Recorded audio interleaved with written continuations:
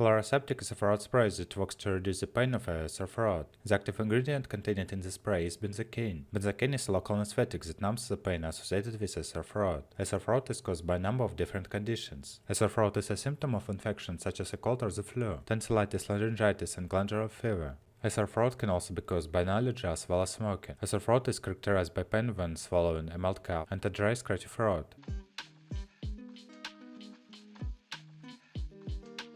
Uses: for the temporary relief of occasional minor irritation, pain, sore mouth, and sore throat.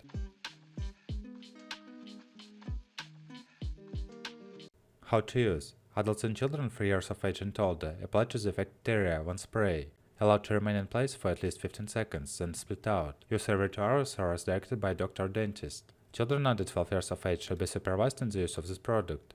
Children under 3 years of age consult a doctor or dentist.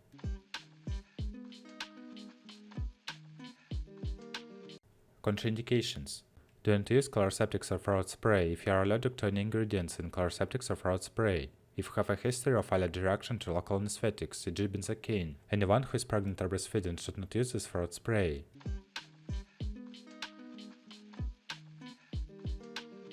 Warnings: sore throat warning. Severe or persistent sore throat or sore throat accompanied by high fever, headache, nausea, and vomiting may be serious. Consult doctor promptly. Don't use more than 2 days or administer to children under 3 years of age unless directed by a doctor. Stop using, ask a doctor or dentist if sore mouth symptoms do not improve in 7 days, irritation, pain or redness persists or worsens, swelling, rash or fever develops. If pregnant or breastfeeding, ask a healthcare professional before use.